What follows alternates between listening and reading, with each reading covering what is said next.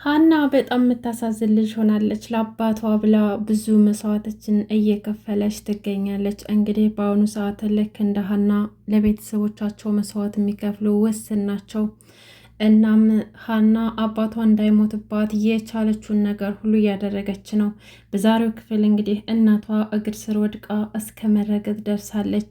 እባክሽን አባዬን አድኝልኝ፣ አባዬ ህይወቱ አደጋ ላይ ነው፣ ሊሞትብኝ ነው፣ ለአንቺ ገንዘብ ችግርሽ አይደለም፣ እባክሽ ራሪልኝና አባቴን አሳክሚልኝ ብላ ብትለምናትም እሷ ግን በፍጹም ምንም አይነት ርህራሄ እያሳየቻት አልነበረም። እንግዲህ ወይዘሮ ሜላት ለልጇ ሀና ማለት ነው።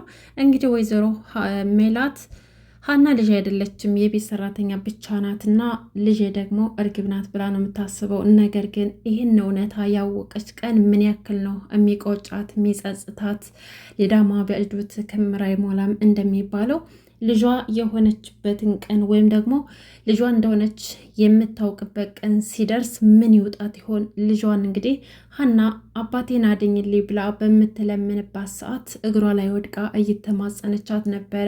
በእርግጫ ብላ የፈነገለቻት እንግዲህ ሀና በጣም መልካምና ለምትወደው ሰው የምትሞት አይነት ሴት ናት። ነገር ግን የአባቷ ህመም እዛ የበታች አድርጎ አስቀምጧታል። እንግዲህ አባቷ ሆስፒታል ከተኙ ብዙ ቀናቶችን አስቆጥረዋል። ዶክተሩ እንግዲህ በወይዘሮ ባዩሽ በላከቻቸው ሰዎች ምክንያት የሕክምናው ገንዘብ እጥፍ እንዲከፈል ያ ማለት 400 ሺህ ብር የነበረው ወደ 800 ሺህ ብር እንዲሸጋገር አድርገው አስገድደውት ዶክተሩን እሱም ደግሞ በፍራቻ የሀና የአባቷ ሕክምና በ800 ሺህ ብር እንዲታከሙ ሕክምናውን ከጀመሩና ያለ አግባብ ገንዘቧን ሲበዘብዟት የወይዘሮ ሜላት ድርጅት ነበርና የሚያሳክማት ከዛ ድርጅት ብዙ ገንዘብ በመውሰድ እንዲሁም ደግሞ ወደፊትም ብዙ ገንዘብ ለመብላት አቅዶ ስራውን የጀመሩት ቢሆንም ነገር ግን በዚህ መሀል ወይዘሮ ሜላት ከአሁን በኋላ ያለኝን ለሀና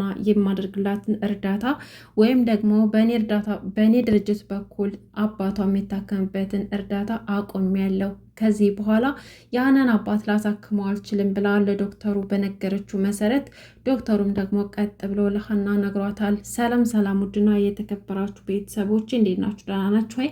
ከኔ ጋር ሁሉም ሰላም ነው። ለዚህ ቻናል አዲስ ከሆናችሁ ሰብስክራይብ ያደርጋችሁ ቤተሰቡ ነው።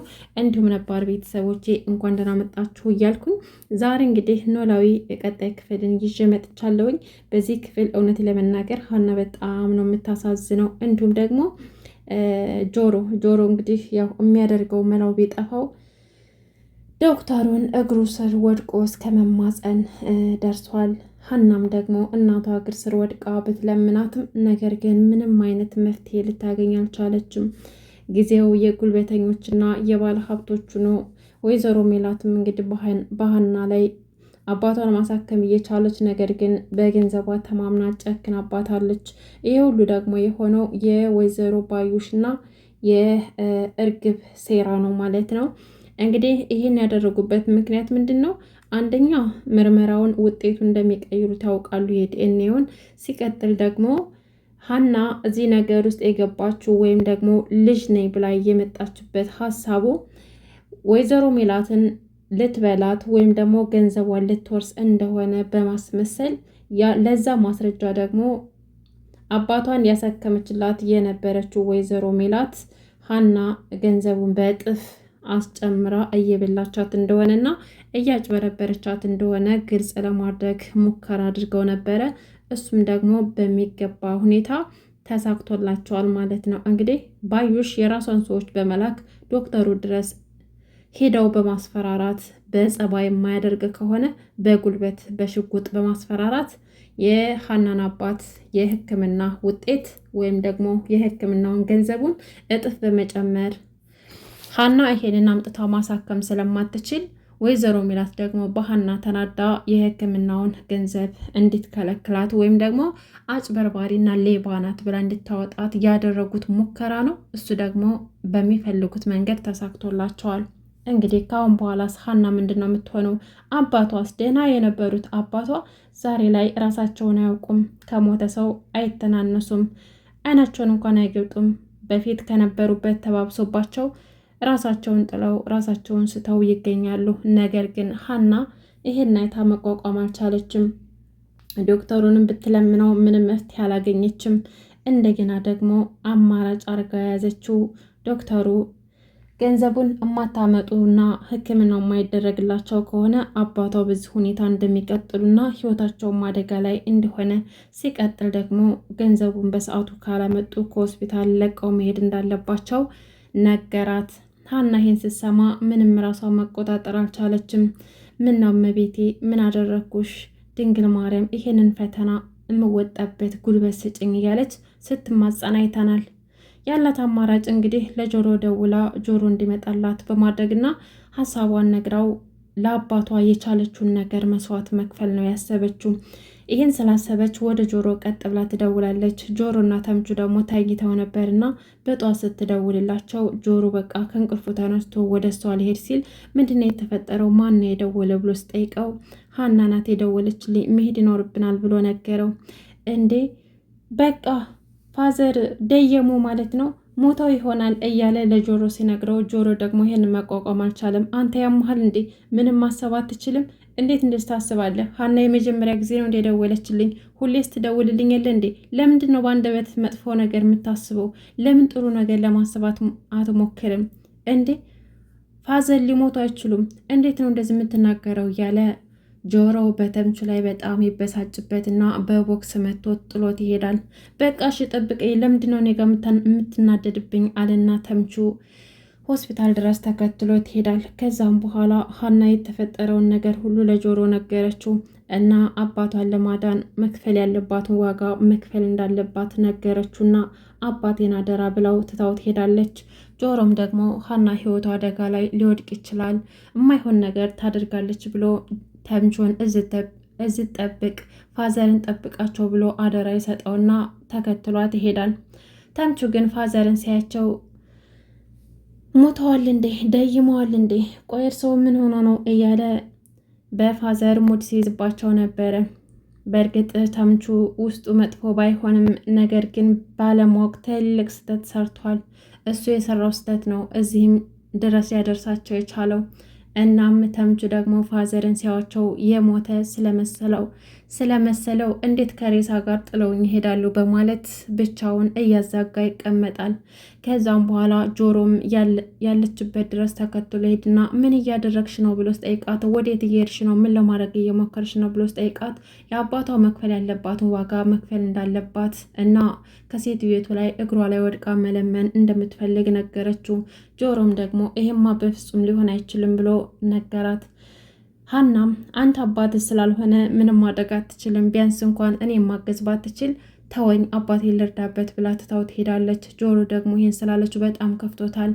ምንም እንኳን ማድረግ ቢችል ማድረግ ይችላል ጆሮ፣ ነገር ግን ምንም ማድረግ ስላልቻለ ብቻ ነው ዝም ያለው። ይሄ ንግግሯ ቢያስከፋውም ነገር ግን ተስፋ አልቆረጠም። ለፋዘር የቻለውን ነገር ሁሉ ሊያደርግ ወስኗል። ሀናም እንግዲህ ወደ እናቷ ቤት ሄድና ወይዘሮ ሜላት እግር ላይ ወድቃ እባክሽን አባቴን አድኝልኝ፣ አባቴ ህይወቱ አደጋ ላይ ነው፣ ራሱን ስቶ ምንም ነገር አያውቅም፣ አባቴን ካለበት ሁኔታ አድኝልኝ፣ ገንዘብ ላንቺ ቀላል ነው፣ ከባድሽ እንዳልሆነ አውቃለሁኝ፣ እባክሽን እርጂ ብላ ብትለምናትም ወይዘሮ ሜላት ግን ከመረዳት ይልቅ ስታላግጥባትና ስትጮህባት ስትሰድባት ነበረ። እንዲሁም ደግሞ ያልበቃት ብሎ እንደዛ እያለቀሰች ስትማጸናት ውስጧ ጭካኔ በተሞላ ደረጃ እግሯን አንስታ ገፍትራ ጣለቻት። ሀና ባየችው ነገር በጣም ተገረመችም፣ በጣም ተጨነቀች። ያ ሁሉ ሲሆን ግን እርግብ እያየች ነበረ፣ ስትስቅ ነበረ። ነግበኔ ያላለችም። እውነትም አንድ ቀን ይጋለጥና እኔም እንደዚህ ይሆናለሁ ብላ አላሰበችም። አሁን ላይ ተንደላቃ እየኖረች ነው እና ወይዘሮ ሜላት ሀናን ለአንድና ለመጨረሻ ጊዜ ከዛ ከቤት ታባረራታለች። ሰላም ደግሞ እንግዲህ የተፈጠረውን ነገር ሰምታ እናቷን ስታናግራት እንዴት ጨካኝ ብትሆኝ ነው በሀና ላይ እንደዚህ የጨከንሽባት? እንዴት ታደርጊያለሽ? አንቺ የኔ እናት አይደለሽም፣ አብደሻል። ለገንዘብ ብለሽ በሰው ህይወት ላይ እየተጫወትሽ ነው ብላ ብትጮህባትም እርግብ በመሀል ትገቢና እንዴት እናቴ እንዴት ትናገሪያታለች ብላ ትጮህባታለች። ሰላምም አንቺ ምን አገባሽ በእኔና በእናቴ መካከል? ይሄ ነገር እንደሚመጣ ድሮንም አውቅ ነበር፣ ግን በዚህ ፍጥነት ይሆናል ብዬ አላሰብኩም ነበር አለች ሰላም። ወይዘሮ ሜላትም እኔ እንደፈለሽ ተናገሪ አንቺ ባለጌ፣ እኔ እኮ እናትሽ ነኝ፣ ግን ልጄ እንድትናገረት አልፈልግም አለች። ከዛም በኋላ ሰላምን በጥፊ መታቻት። ሰላምም እያለቀሰች እርግብን ገፍትራት ወጣችና ወደ ሀና ጋር ሆስፒታል ሄዳ የሀናን አባት አየቻቸውና እየተፈጠረ ያለው ነገር አስፈሪ ነበረ፣ ለሀናም ከባድ ነበረ። ምናሴም እንግዲህ የተፈጠረውን ነገር እርግብ ነገረችው። እናቱ ጨካኝ እንደሆነችና ሀና እያለቀሰች ብትለምናትም ልትራራላት እንዳልቻለችና እናታቸው ጤነኛ እንዳልሆነች ጨካኝ አረመኔ እንደሆነች አስመስላ ለሚናሴ ነገረችው። ሚናሴም ደግሞ ሄዶ እናቱ ላይ ይጮህባታል። አንቺ ጨካኝ ነሽ፣ አንቺ የኛ እናት ልትሆኚ አትችይም፣ ግን ምንም በገንዘብሽ ብትኩራሪም እኛንም ከፍላጎታችን ልታስቆሚን አትችይም። ምክንያቱም እኛ የግል ገንዘብሽ ሳንሆን ልጆችሽ ነን፣ ሰው ነን።